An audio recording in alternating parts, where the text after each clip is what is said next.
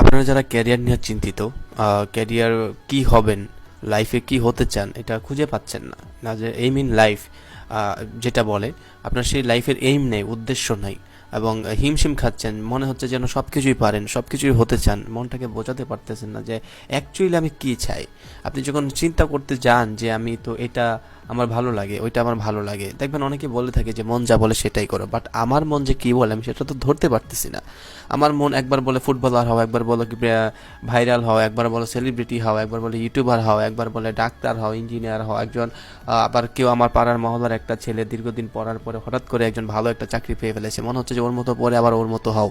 মানে আমি ধরতে পারতেছি না আমার মনটা কি বলতেছে, যার কারণে আমি আমার লাইফটা মানে একটা নির্দিষ্ট লক্ষ্যে সেট করতে পারতেছি না। তো এই সমস্যা যারা ভুগতেছেন আমি তাদেরকে রিকোয়েস্ট করবো যে কেন আপনারা এই যে আপনাদের যে পাঠ্য বই, কেরিয়ার শিক্ষা, এটা কেন শেখা, এটা কেন পড়েন না? এই যে কেরিয়ার শিক্ষাটা, এই যা এটা কিন্তু শেখার বিষয়, কেরিয়ারটা কিন্তু শেখার বিষয়। আপনি হুট করে একটা ডিসিশন নিতে পারেন না আপনার লাইফের জন্য, এটা অনেক কিছু দেখতে হবে, সুবিধা অসুবিধা, আপনার অবস্থান, বা আপনি এটা ক্যারি করতে পারবেন কিনা লাইফে। ঠিক আছে, এটা দেখে শুনে আপনার একটা কেরিয়ার বেছে নিতে হবে।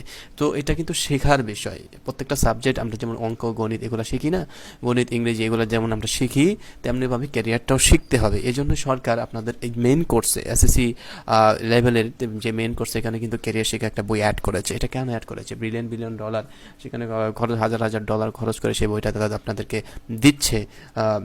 সেই বইটা কি এমনি এমনি দিচ্ছে? এবং এটা থেকে আপনাদের পরীক্ষাও হয়, জাস্ট আপনাদেরকে জানানোর জন্য যে তোমার ক্যারিয়ারটা তুমি চুজ করো। আর লাইফে সব থেকে ইম্পর্টেন্ট সময় হচ্ছে ক্যারিয়ার চুজ করা, হচ্ছে এসএসসি লেভেল। এসএসসি লেভেল থেকে যদি ক্যারিয়ার নিয়ে চিন্তা না করেন, পরবর্তীতে আপনি রিগ্রেটে পড়ে যাবেন। আপনি যখন উপরে উঠবেন, উপরে দেখবেন যে হাই হাই রে, আমি তো এটা এখন হতে চাই, এখন বুঝেছি, বাট এখন এইটার জন্য যে পরিশ্রমটা করা দরকার ওটা তো এসএসসি থেকে করা দরকার ছিল।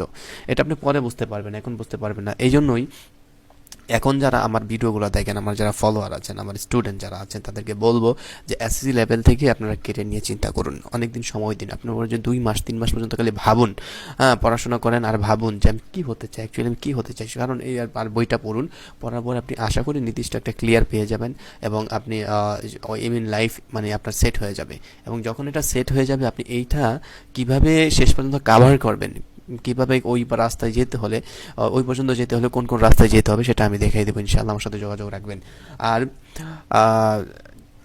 লাইফে যদি কোনো লক্ষ্য না থাকে, উদ্দেশ্য না থাকে, আপনি কোনো কিছু করেই মজা পাবেন না, কোনো কিছু করে মজা পাবেন না, এবং আপনার ওই রকম একটা ফিল আসবে না।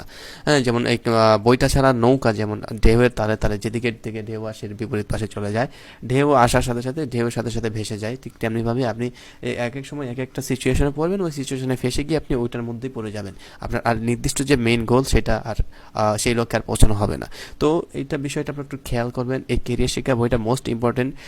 আমার আফসোস হয় যে এটা কেন আমার সাবজেক্ট ছিল না, তাহলে আমি আর ভালো করে এটা পড়তে পারতাম। বাট এখন এটা আমি পড়েছি অনেক, এক দুইবার পড়েছি, পড়ে দেখলাম যে না, এই বইটা অনেক অনেক ভালো লিখেছে, এবং এইটা অবশ্যই প্রত্যেকের জানা জরুরি। এখন অনেকে বলতে পারেন যে এটা তো পরীক্ষায় প্রশ্ন আসে না। পরীক্ষায় আসার জন্য কেন আপনি পড়বেন ভাই? পরীক্ষায় আসার জন্য আপনি কেন বই পড়বেন? আপনি আপনি পরীক্ষার জন্য 10 মাস 5 মাসের জন্য যদি বই পড়েন, প্রশ্ন পড়েন, কয়েকটা প্রশ্ন মুখস্থ করে যে পরীক্ষায় খাতায় লিখেন, এতে তো আপনি স্টুডেন্টকে শুধু আপনাকে বলতে পারবেন, বাট আপনি অ্যাকচুয়ালি আইডিয়াল স্টুডেন্ট হতে পারবেন না।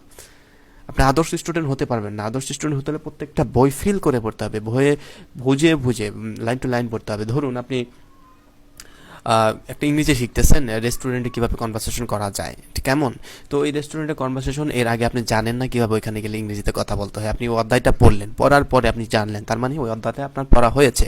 বাট ওই অধ্যায়টা পড়ার পরেও যদি আপনি না জানেন রেস্টুরেন্টে কীভাবে কথা বলতে হয়, সেটা আপনি না পারেন, তাহলে বুঝতে হবে আপনার পড়া হয়নি। আবার আবার পড়তে হবে, go back and read again, আবার পড়ুন, বারবার পড়ুন, যতক্ষণ পর্যন্ত ওই বিষয়টা আপনার ক্লিয়ার না হয়। ক্লিয়ার হয়ে গেল, আপনার পড়া হয়ে গেল, বুঝতে পেরেছেন? আরেকবার আমরা রিভিশন দিই যেন আমরা ভুলে না যাই। তো এইভাবে পড়বেন, দেখবেন ইনশাআল্লাহ আপনার রেজাল্ট ভালো হচ্ছে, আপনার ব্রেন বাড়তেছে, আপনার মেধা বাড়তেছে, আপনি যে কোনো কাজ মজা পাচ্তেছেন। বাট আপনি যখন একটু একটু করে পড়বেন, দেখেন এমনিতেই আপনার যারা এসএসসিতে আছেন, এরা কিন্তু আপনার এই 100 নম্বরের পরীক্ষায় আপনারা দিতে পারতেছেন না। 100 নম্বরের পরীক্ষা দিয়ে আমরা যেরকম ফুল বইটা পড়েছি, এক দুইবার করে পড়েছি, আপনারা কিন্তু ওই 100 মার্কের মধ্যে অলরেডি অর্ধেক আপনাদেরকে পড়ানো হয় না। বাট যে 50 মার্কের পরীক্ষা হয়, ওই 50 মার্কের মধ্যেও আপনার টেনে হেসে একটু একটু বেছে বেছে পড়েন। বুঝতে পারতেছেন আপনারা কতটুকু কম শিখতেছেন? যখন আপনারা ভার্সিটি পরীক্ষায় অংশগ্রহণ করবেন, ওইটার প্রতিযোগিতা যখন করতে যাবেন, তখন যখন বইটার যে সিলেবাস এটা যখন আপনি দেখবেন, তখন বুঝবেন হাই হাই আমি কি করেছি, আমি তো পড়িনি। আপনি এসএসসির রেজাল্ট চিন্তা করে আপনি পড়তেছেন না যে কোনো রকম একটু পড়লে একটা ভালো একটা মানে পাস করা যাবে। বাট ভার্সিটি লাইফে যখন আপনি যাবেন, ওই কম্পিটিশনে যখন পড়বেন, হ্যাঁ, ভর্তি পরীক্ষায়, তখন কিন্তু আপনি বুঝতে পারবেন। এটা তখনই তাদেরকে হেল্প করবে যারা এখন থেকেই এই বইগুলো ভালো করে পড়েছে। নট শুধু এসএসসি রেজাল্টের জন্য আপনাকে পড়লে হবে না, বুঝতেন? ক্যারিয়ারটা বিল্ড আপ করতে হবে এসএসসি লেভেল থেকে। কারণ এখান থেকে যদি আপনি চিন্তা করেন, আপনি যদি কোনো ভুল হয়ে থাকে, আপনি শুধরে নেওয়ার সময় পাবেন। কারণ এখান থেকেই আপনাকে ভালো করে এগোতে হবে। বাট আপনি যখন অনার্স থার্ড ইয়ারে গিয়ে বুঝতে পারবেন যে কেরিয়ার, এইটাই তো কেরিয়ার, কেন আমি আগে থেকে বুঝলাম না, তখন আর সুযোগ পাবেন না। আর পিছনে ফিরে এসে আর পাবেন না। আমাদের এখানে অনেক বড় ভাই আছে যাদেরকে বলি যে ভাই, মানে এসএসসি লেভেলে গেলে আপনি কি করতে পারতেন? এখন তারা বলে যে, "ইস, আমি যদি এখন সুযোগ পেতাম, এসএসসিতে ভর্তি হওয়ার সুযোগ পেতাম, তাহলে আমি আসলে দেখিয়ে দিতাম যে আমি কি হতে পারি।" তো এই আফসোসটা আপনার যেন না থাকে, যারা এসএসসিতে আছেন, আপনার যেন না থাকে। এই জন্যই এই ভিডিওটা তৈরি করা। আশা করি আমার যারা স্টুডেন্ট আছে তারা আমার কথাগুলো ফলো করবা। কারণ ফলো না করলে ভাই, এই কথাগুলো যদি না মানো, তাহলে সমস্যা কিন্তু তোমারই হবে। আমি সামহাও আলহামদুলিল্লাহ যেভাবে হোক কাটিয়ে উঠেছি, আলহামদুলিল্লাহ বেশ ভালো পজিশনে আছি। বাট তোমরা কিন্তু এর চেয়ে কঠিন অবস্থাতেও পড়তে পারো, এই জন্য তোমাদেরকে এই কথাগুলো বলা। তো ভালো থাকবা, সুস্থ থাকবা, আল্লাহ হাফেজ।